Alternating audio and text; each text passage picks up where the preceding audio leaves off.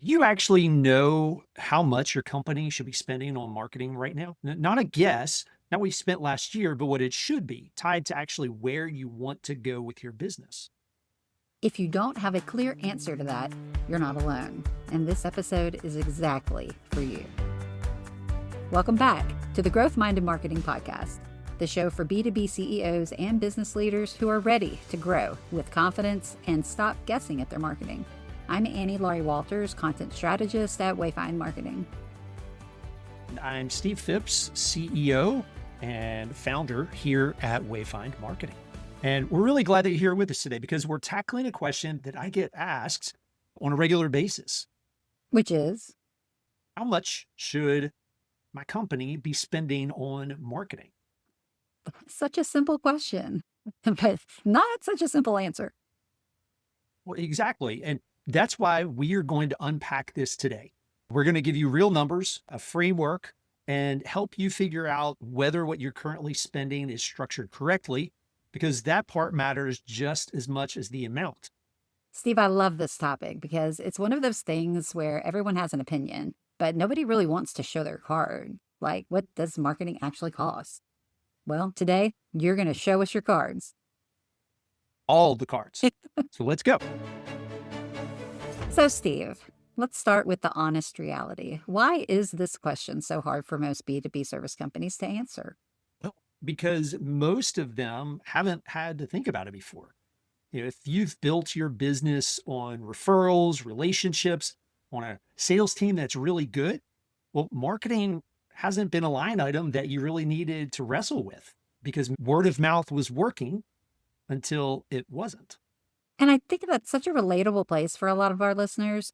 You've grown a really solid company. Maybe you're at 5 million, 8 million, 10 million in revenue, and you did it largely without a formal marketing system. Exactly. And that's not a failure. It's a great sign that your product or service is strong, your relationships are strong, but there's a ceiling on referral based growth. And when you hit it, you realize I actually need to build something here. I need something structured and formalized. And most B2B companies, especially service-based companies that we work with, they don't have a map for what that looks like, let alone what it should cost. What are some of the other situations that you typically see when this question comes up? There's a handful. The first is what we just described. Company has grown on referrals. They've reached a ceiling with that. Now they need marketing that's going to generate qualified leads. The second is they're already spending marketing dollars, but they're not confident that it's working. Something's happening, money's going out the door, but they're not sure if it's the right amounts or on the right things. And that one hits close to home for a lot of people. It really does. And the third is marketing is working at a basic level, but they want to scale it. Maybe they're going into a new market, introducing a new service line, or they just have more aggressive growth goals and they're not sure how to calibrate the investment for that next phase. So those are very different starting points, but the same underlying question. Same question, same framework, and that's the good news. Okay, let's get into it. What are the actual numbers here? What should a B2B service company be spending on marketing? So it's a range. And typically what I would recommend is between 3 and 10% of annual revenue. And before anybody just stops the podcast here because they feel like it's too vague, let me give you some guidance and mapping inside of that range. If you're currently maintaining your current growth, you're stable, you're not trying to do anything dramatic, you're probably looking at 3 to 5%. If you're pursuing steady intentional growth, building something year over year, maybe 5 to 8% of your budget is realistic. And if you're going after aggressive growth, new market, launching a new service line, that's where you're going to start getting into 8 and even up to 12%. And if you're early stage, you're building from scratch, you might even be closer to 12 or 20%, at least initially. That's really helpful context. So it's not just pick a number, it's tied to what you're actually trying to do. Exactly.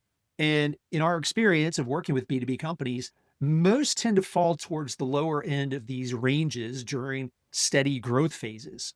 They move up or add budget when a specific goal justifies it, or if they've had an increase in what they're trying to do.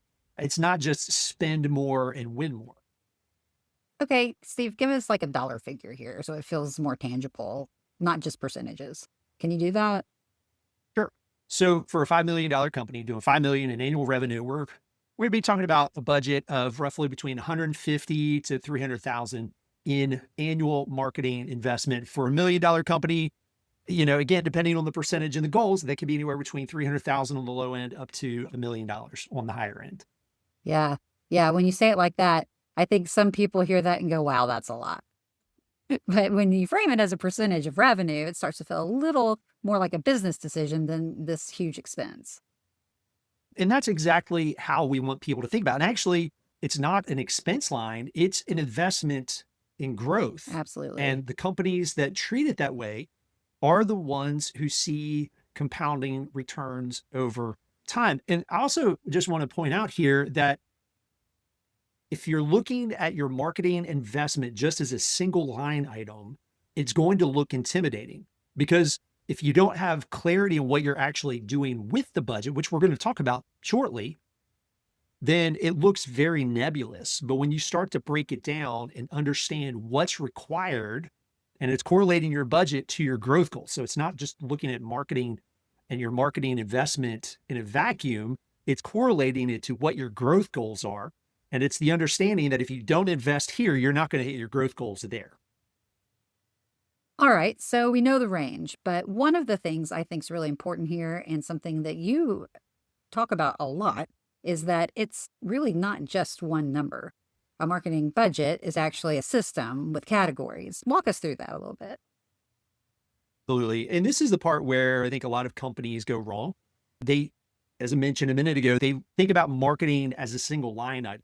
We spend X amount on marketing. And yes, it all rolls up, but we actually break it into 5 distinct categories, and the balance between them matters as much as the total. Okay, give us the 5. All right. So number 1 is category that we would call marketing leadership and strategy. This includes things like your marketing manager's salary, potentially bringing in a fractional CMO, chief marketing officer, or a marketing coach, or even a strategic agency and having them on a retainer. And a lot of times this can go very underfunded because the desire is to go straight to tactics when really, especially when you're getting a marketing program up and running, you want to make sure that you're investing well in strategy. So you're getting things set up correctly on the front end so you avoid a lot of the mistakes that you make otherwise. This is a very consequential category. It is. And why do we get in this conundrum where people kind of feel stuck between the strategy and the tactics and tend to want to rush the tactics? Like, what's the holdup there? Well, I think about a lot of the CEOs that I work with and that I know, and there's just a bent towards action. Let's make things happen. And when it comes to marketing, there's absolutely, let's execute. But instead of the approach of ready, fire, aim, which is where a lot of people get into trouble, let's ready, aim, fire, and take the time on the front end to make the investment. Again, this is addressing companies that are trying to grow and scale for the long term. This is not for companies that are just looking for a quick win in the next 90 days and that's their focus. Yes, there's a place for that, but this is for companies that are looking to grow and sustain growth. Marketing has to be done strategically and the investment needs to be there to back it up. Yeah, I've heard you say that so many times, all these years working together, and it never gets less true. Well, it's the quote, I think it's Vince Lombardi, hope is not a strategy. And so when Right. you just go straight into tactics, you're basing it on hope rather than a thought out intentional strategy based on your buyers, their needs, your strengths, et cetera. Yeah, and how relieving it can feel to not be saying, "Oh, I hope this works." You don't have to live that way. Exactly. And I think it's worth noting that when we're discussing marketing, we're thinking about this in context of a marketing system. Yes. So there are different components of marketing, which we're going through here as we talk about these different categories in the budget, but it's the pieces working together to achieve measurable results so that you can, at the end of the day, correlate it back to your investment. So it's not just putting money into this marketing pot and hoping it gets some results, but measuring it strategically so that you can see what your ROI is. Now, that's not a perfect science, Tracking can be a challenge sometimes depending on the systems, but that's the goal, is have a system where you can track it and see the results. And so speaking about these categories, the second category is website and digital infrastructure. So this is your website, your foundation for search engines and AI search, analytics, your CRM integration. These are foundational investments. It's like anything else in your company. You've got to have tools, you've got to have systems, you've got to have processes. And so for this line in particular, everything else runs on top of what's here. And if this foundation is weak, execution spend doesn't land anywhere solid. And what's the next one? So the next one is content creation. And this is actually a very high leverage investment for most B2B companies. This is where you're creating educational content. So this could be articles on your website, videos, case studies, email marketing, social, podcasts like this one. Content supports the search engines, AI search. It feeds email, your social. When it's done correctly, it's content that your sales team can use to speed up the buyer's journey and the sales process, qualify people better. It answers buyers' questions before anyone ever picks up the phone. And how a company approaches content varies. Some are going to build their content engine internally. They have subject matter experts. They have an in-house marketing person, or they're planning to hire one. Some companies choose to outsource production. They don't have that expertise in-house. They don't want to manage it. And so they would partner with somebody that provides that for them so that they can stay focused internally on delivering their products and services. And each has their place, each has their pros and the cons, and each can work well depending on your team and how much bandwidth you have.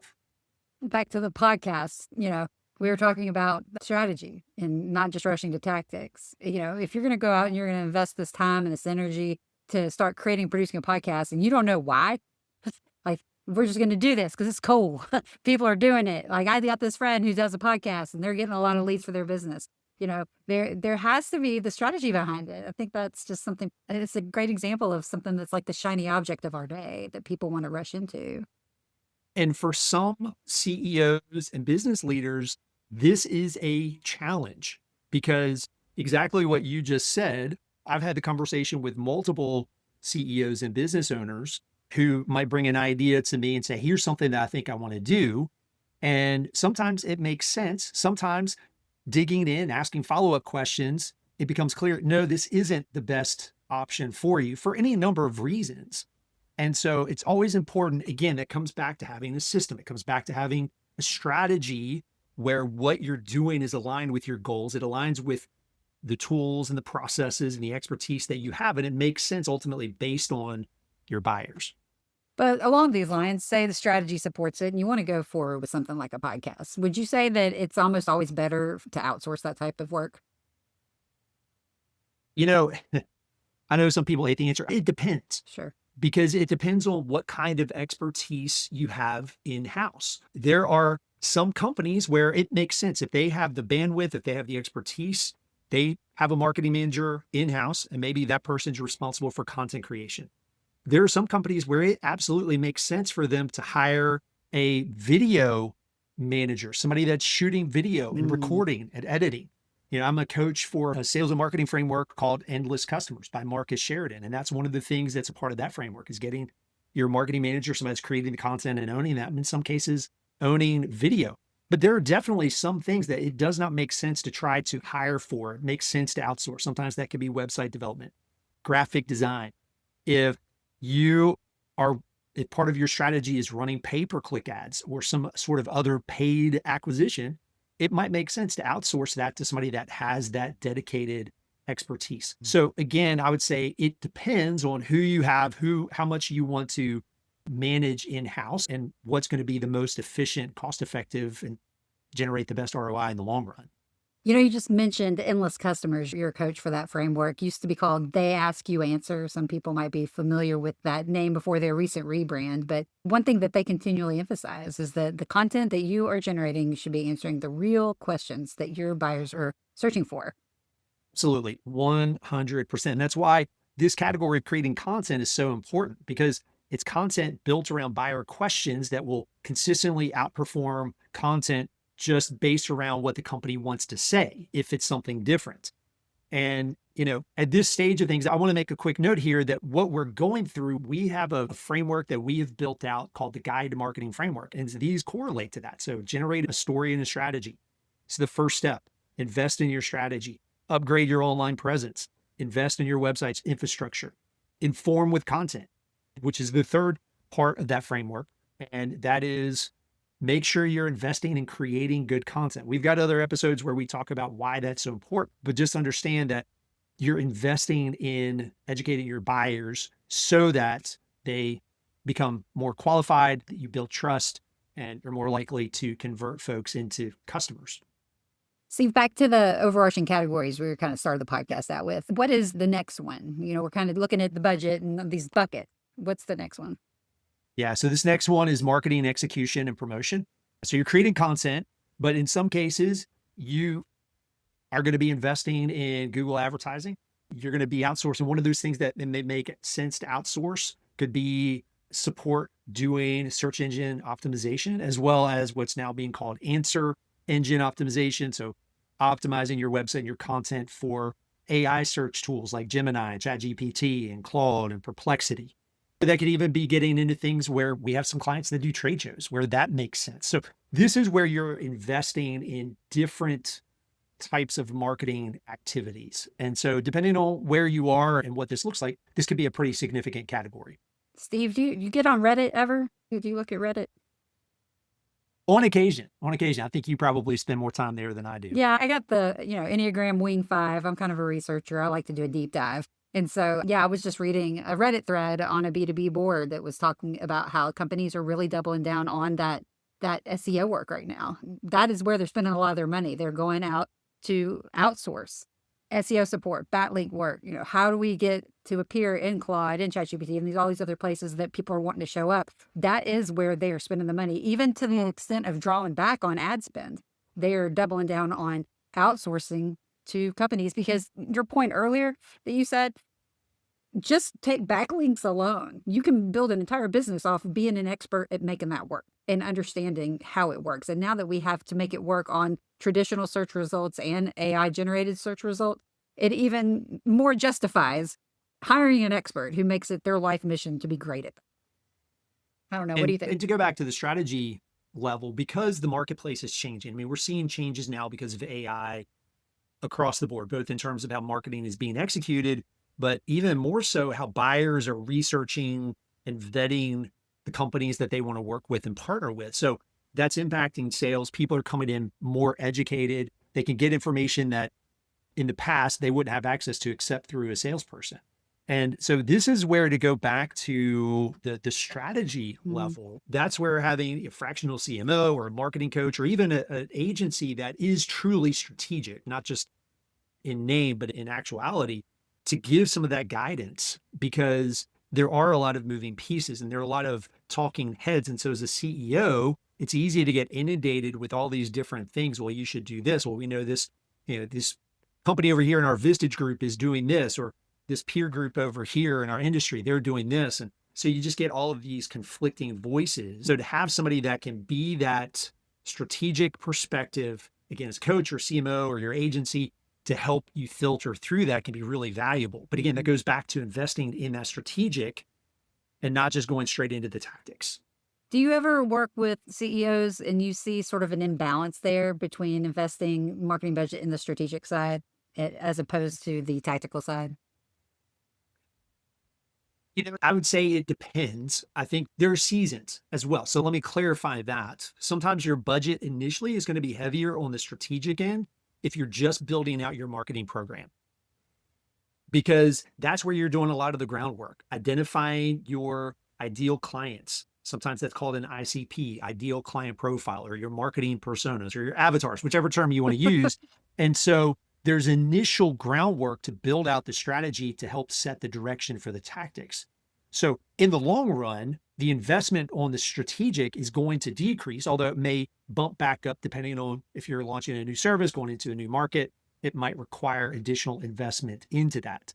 So again, it depends on where a company is in the life cycle as to what the proportions are, strategy versus execution, et cetera. But again, that's where when you develop a strategy, you get a sense of where you're spending your dollars, where you're investing your dollars based on what your goals are, what the outcomes that you're looking for are. So again, we can give you ideas and ranges, but it comes down to your situation. How much does it cost to actually acquire customers? What's the length of your sales cycle? And there's different factors that go into it. Great. So back to the categories and the buckets and the budget, what have we missed? What have we overlooked? Is there anything else? So yeah, so the fifth category are the tools and the platforms. So these are the things that you need to execute your marketing. And this is going to vary because if you're outsourcing your marketing to an agency, you're not going to need all of these tools. Whereas if you have somebody in-house, you're going to require certain tools that you wouldn't need otherwise. But talk about CRM. So HubSpot is a very familiar CRM that a lot of people are familiar with, or they've heard of. Tools that generate, marketing and automation, Google Analytics. And some of these are free tools. Google Analytics is a free tool, but then, tools to schedule content, sometimes reporting dashboards. The key here is that the tool should support a system that exists or that you are building. If you buy a tool hoping that they create a system, that's going to break down. So start lean, add the tools that you need as the system matures. Don't start with Salesforce if a much simpler CRM is going to give you what you need.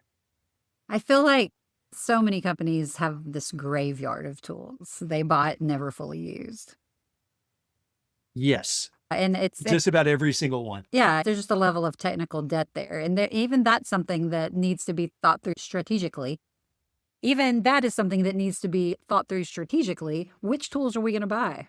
Like we don't just buy it because we watched one video and it was convincing, or, your part, like you said, your person in your peer group is using it, works for them.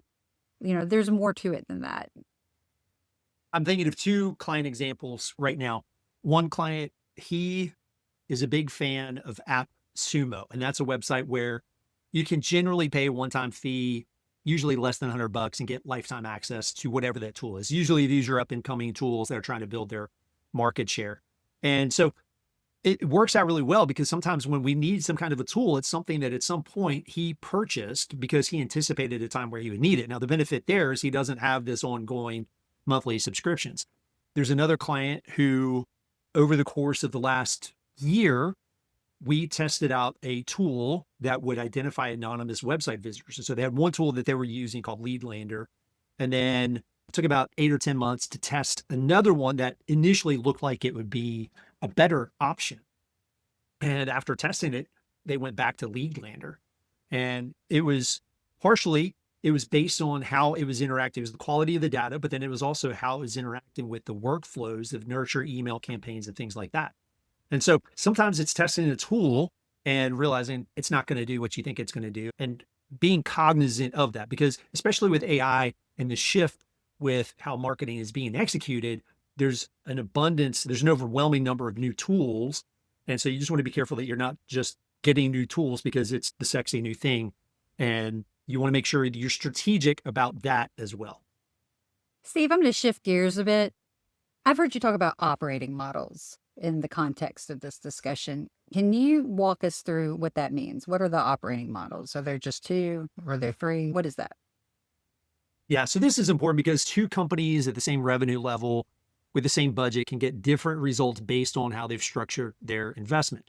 And so the two models, and it's not that these are exclusive because sometimes there are variations of this, but just for simplicity's sake, we're talking about two models here when it comes to your marketing. One is you're outsourcing your marketing execution to an agency, and the other is you are keeping the majority of it in-house. You've got a marketing manager, you're planning to hire a marketing manager. I know it's familiar to probably everyone listening, but just unpack the outsource agency. What's that look like? Yeah, so in that scenario, a significant portion of your marketing budget is going to your agency that is covering strategy, execution, and in some cases, the tools. Now, again, you're going to have other line items in your marketing budget if you're doing trade shows and things like that. So, but a heavy portion or a significant portion of your budget will be going to your agency because you're effectively hiring a marketing team. And this is a good scenario for companies that have zero internal marketing capacity and they're looking for full service support. We've had clients who they've tried somebody in-house and for whatever reason, no, any number of reasons, it just didn't work. It was not the best scenario for them. Now, a risk of this, and we've talked about this on the podcast before, is the risk is when you hire an agency that acts like a vendor instead of a strategic partner. They're executing, but they're not giving you strategic guidance. They're not pushing back when they see a potential pitfall. And a lot of times they're asking you what you want to do instead of coming to you with the recommendations and giving you the strategic guidance that you should be getting at that level. Yeah, we usually talk about that in terms of order takers versus strategic partners. And you want a strategic partner. Oh, absolutely. And, that makes a big difference in the strategic model, in the outsource model, because a lot of the companies that we end up working with have had a bad agency experience where folks they were creating content, but it wasn't dialed in, it wasn't strategic, and they just became order takers. I'm thinking of a new client that we've had the pleasure of working with lately who is just really happy for the expertise. Like, I pay you to do that. They want the expertise. They want to be led. That's why they're calling you. Like, it's frustrating to a CEO who hires an outsourced marketing team and they're saying, what do you want to do? Like, that's our job. It's to tell you what you should be doing. Exactly. Because if you're working with a good agency, it's not going to be cheap, and you should be getting executive level guidance from your marketing partner. So what about the people who want to keep it in-house? Yeah. So keeping it in-house, again, the assumption here is that you're hiring someone or you have hired someone. And so your budget's going to be covering their salary, training, tools. And you may still, depending on the strategy, you may still be outsourcing certain functions like paid advertising that just require a specialized knowledge that your person may not have. And, this works really well when leadership can give that marketing manager clear strategic direction. And there's an infrastructure for the marketing person to work within. Now, a common failure point here is that the marketing manager isn't getting strategic direction. And that's a common scenario. And that's not the fault of the CEO. It's because sometimes it's easy to assume that marketing manager is going to be able to build a strategy when often that person is very tactical and they're looking for that direction. The other challenge here is that you have somebody, a marketing person, and they might be very skilled or could easily learn the skills, but they're not getting the direction that they need, because oftentimes the person who's coming into that role, maybe it's the first time they've done it, but they're looking to the CEO or whoever they're reporting to help give them that direction. And often that person hasn't managed a marketing person before. So you get this scenario where nobody's really quite sure what needs to be done. So it can be a painful process of trying to figure it out. And usually it's because there's no strategy, there's not a system. So what's the solution? Because I know a lot of our listeners are probably sitting in that exact situation. Yeah. So this is where, again, as I've mentioned this, we've talked about this briefly, but bringing in a fractional chief marketing officer to give strategic direction, sometimes a marketing coach is somebody that could help with strategic direction as well as provide some training for the marketing manager, but also can be a direct connection between the CEO and the marketing person, and looping in the sales team as well so that everybody's on the same page and you get that alignment between business goals, sales, and marketing. And there's some accountability that's built in with that. And whether it's a CMO, a coach, or somebody that plays both roles, it's helping your internal person make sure they have a plan and getting the tools and the resources and the frameworks they need to execute efficiently. So the CMO piece of this isn't really separate. It's sort of what makes the in-house model work better. Or maybe that's another way to say it. Bringing in a CMO, fractional CMO, could be a way to optimize your in-house operations. So sometimes you could have a CMO who sits at the executive level.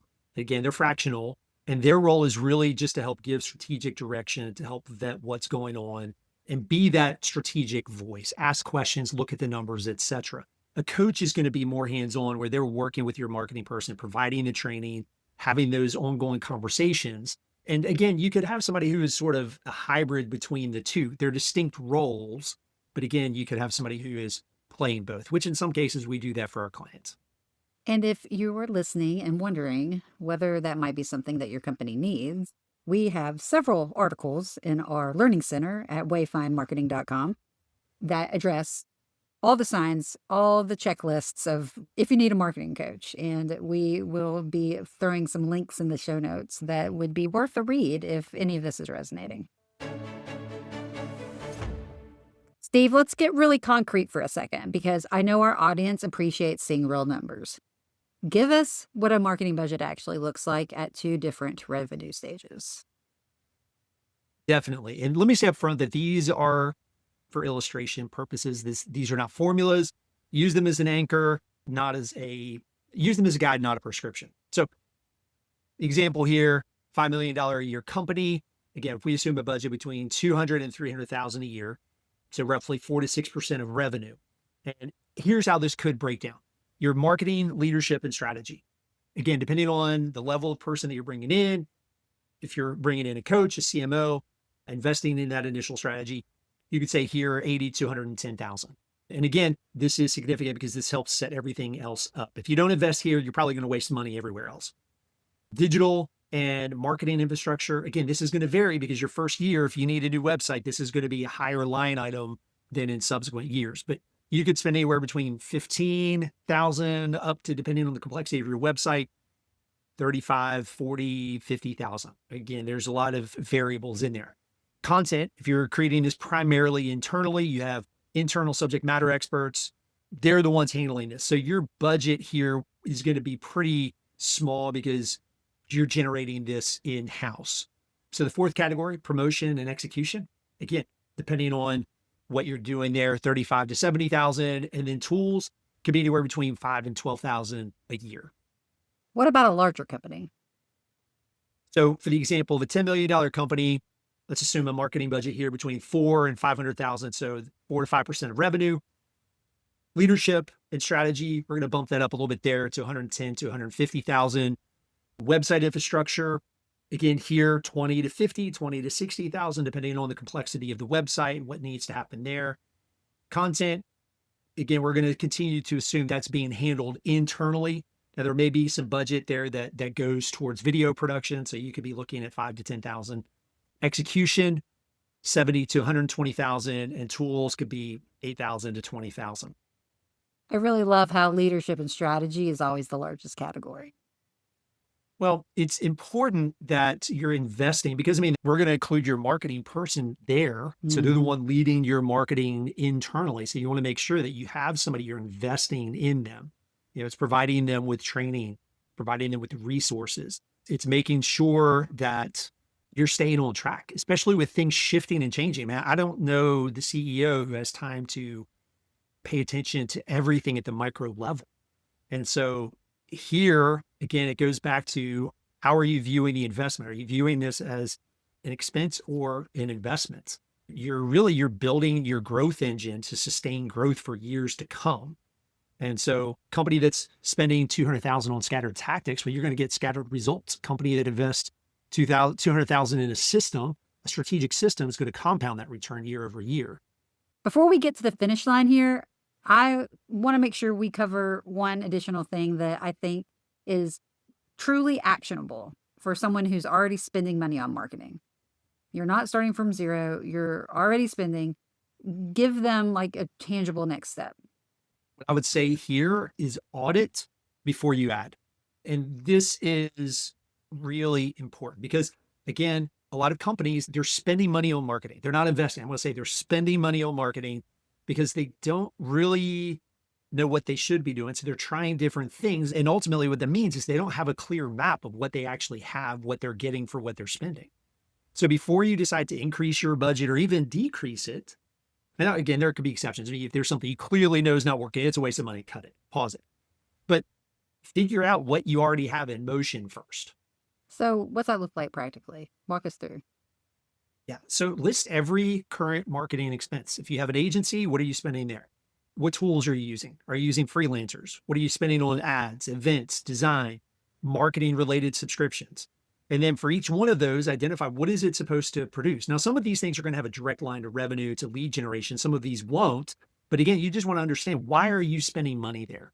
What is it that you're expecting to get? Some of those are going to be clearly measurable. Some won't be. But again, you want to have quantitative where applicable and qualitative. Is it supposed to generate traffic, leads, awareness? Is it supposed to create efficiencies internally?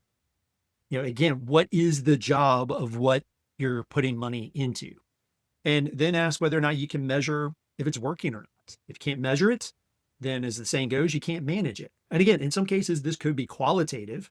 Some things you're not going to have a direct metric for, but you can certainly talk to the people who are using it. They can say, yes, this makes life a lot easier. We can do things a lot faster, even if they're not tracking it.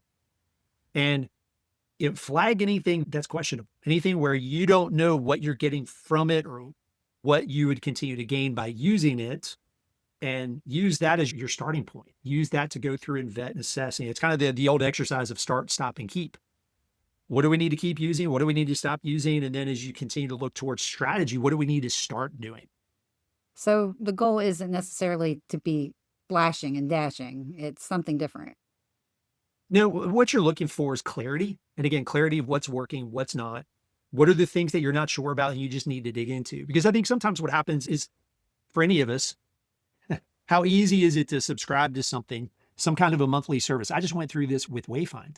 I went through and I looked at different subscription services that we were using and realized, wait, we have two different tools that do the same thing. I don't need two, I only need one. And so I've canceled a handful of subscriptions. And sometimes you'll be amazed. There's some things that just are obvious. We don't need duplications, or we're paying money on this, but nobody's used this in a really long time and nobody's planning to use it. And so, once you've gone through and you kind of see where you are, you might recognize your investment level is where it should be. Just maybe it's not structured correctly. We saw this with one of our clients that's in the B2B technology space. Marketing was in motion. They were investing in their marketing, but there was nobody who was quarterbacking what was happening. They didn't have a CMO type person helping orchestrate and give strategic direction. And so we worked with them to implement a strategic framework and structure. And I mean, they saw over 100% increase in their web traffic and saw a 300 plus increase in qualified prospects. And so it wasn't so much because the budget changed. It was because we were able to work with them and help pull in their different team members and the different partners that they were already working with to be more strategic with what they were already investing. Okay, one more area I want to make sure we hit. How do you know if the budget is actually working? What are you measuring? Ultimately, you're measuring against sales outcomes, revenue, not just activity. Metrics. Yes, yes. And they have their place, but at the end of the day, especially for B2B, it's got to be translated into, is this generating appointments? Is this generating qualified leads who are turning into customers? And again, especially in the B2B space, the branding makes sense for some retail or for certain types of businesses, but for B2B, almost every part of your marketing budget, you want to have a direct correlation to what the revenue outcome is. And so, publishing articles, getting impressions, again, those things are important, but you want to make sure that you're tracking what you're actually getting from your marketing investment. And so that's going to be, so let me give a quick run through of metrics that matter. You want to pay attention to where is your website traffic coming from? And think about this in terms of the journey. How are people getting to your website? Where are your leads coming from? Whether you have inbound and outbound activities, your sales team, et cetera. You want all of your inputs being tracked. And then you want to know your conversion rate. What percentage of those folks, whether they're coming in from your website, again, they're coming from prospecting activities, they're coming in from strategic partners. What's the conversion rate to a lead? And again, there's different internal definitions of how you're qualifying a lead, whether you're using MQLs, SQLs, things like that. But are those inputs, the traffic, is it turning into real conversations? And knowing what those conversion rates are by channel. If you're running paid ads, what percentage are turning into appointments and ultimately into revenue? They're coming in through organic. They're coming in through prospecting activities. You want to know that information. Looking at your cost per qualified lead. What does it cost to generate a real opportunity? And specifically, in the marketing side, those sales opportunities being generated by marketing and revenue that's influenced by marketing activity. We did a deep dive into this. In episode 15, we did a whole talk on vanity metrics and all the ins and outs there. So if anyone wants to go back and listen to that, that might be a useful piece of information to add to your next play this next list. Yeah, that is absolutely a great episode to follow up with. And the test is simple. Can you tie that number to revenue? And if not, again, it could be vanity. It's not that it's not useful at some place, but from the CEO's perspective, what's driving leads, what's driving revenue? And it might not be vanity. It might just need to be optimized. And it might just need another fresh set of strategic eyes, which maybe that'll be the follow-up to the Vanity Metrics podcast. Maybe if it's not vanity, what could it be? You might just need to optimize. So this is coming from the content strategist, so I'm not going to take us on a rabbit trail. Let me land the plane, all right?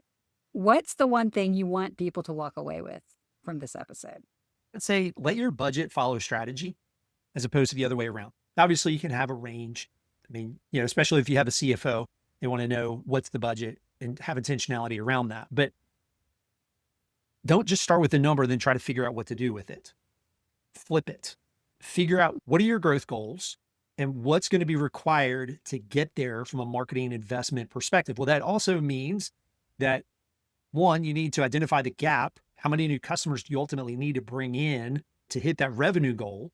And that gap is between not only where you are, where you want to go, but what's the gap if you don't add marketing? Because you have salespeople. So you're going to get some percentage of that increase just based on their activity. But what's the gap between what they're doing and where you're trying to go that marketing needs to fill? How many customers is that? How much revenue is that?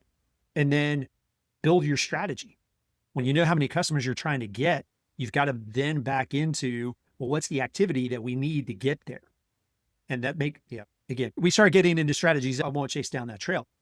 But if you have a budget without a strategy, you've got a list of expenses. But when you have a budget that's built around a clear strategy that's tied to your specific goals, you have a growth plan. And that distinction really separates companies that see results, meaningful results, from the ones that just keep wondering why marketing is not working. And I think that's what I love so much about this idea of a marketing partner and not an order taker. A strategic marketing partner matters so much because having someone help you think through the strategy before you spend money and maybe regret spending the money, like having that expertise, having that person, that voice on your team that you trust, it makes a huge difference. It really does. And whether you are wanting to keep your marketing in-house and have a CMO or a coach, or whether you want to outsource your marketing, having a partner who can help you figure these things out becomes critical. And that's part of what we do here. That's what we do, not just part. That's what we do here at Wayfind. We work with companies. We have some who outsource their marketing to us. So we function as their outsourced marketing partners, their agency. And we have others who they want to keep it in-house. And so we can serve in that CMO marketing coach type role. And sometimes there's even a combination between those two. And so if this is something that you're interested in, we would love to have a conversation, because the first conversation is always about where are you trying to go, and then budget naturally follows from there. So 3 things to take away. Number 1, your marketing investment should be between 3 and 10% of revenue, mapped to your specific growth goals. Number 2, it's not one number, it's a system across 5 categories, and balance really matters there. 3, and finally, budget follows strategy. If you're building the budget first, flip the order. And if you're trying to figure out what that looks like for your company specifically, the best place to start is a conversation. You can reach out to us through our website, start a conversation, and we can take a look at where you are, where you're trying to go, and help you build a marketing system based on our guide framework and help you figure out which budget makes sense for you at your stage. It's not a pitch, it's a conversation. And you can schedule that conversation at wayfindmarketing.com. Click on Discuss Your Marketing, and we will be in touch. And if you're not sure where your marketing stands right now, maybe you're not ready to have a conversation, check out our free guide marketing assessment. Also, right there at the top of our website, you can't miss it. It takes about 5 minutes to work through a series of questions that will give you a clear picture of what's working and what's not with your marketing. So you can check that out again at wayfindmarketing.com. And if you found this episode useful and helpful, please share it with another CEO or business owner. Share it with somebody in your Vistage group who might be wrestling with this same question. This is one of those episodes that tends to land for folks who are at a decision point in their business. Specifically, we need marketing, so how are we going to do that? Thank you for listening to the Growth Minded Marketing Podcast today. I'm Annie Laurie Walters. And I'm Steve Phipps. Remember to subscribe, and we'll see you next time.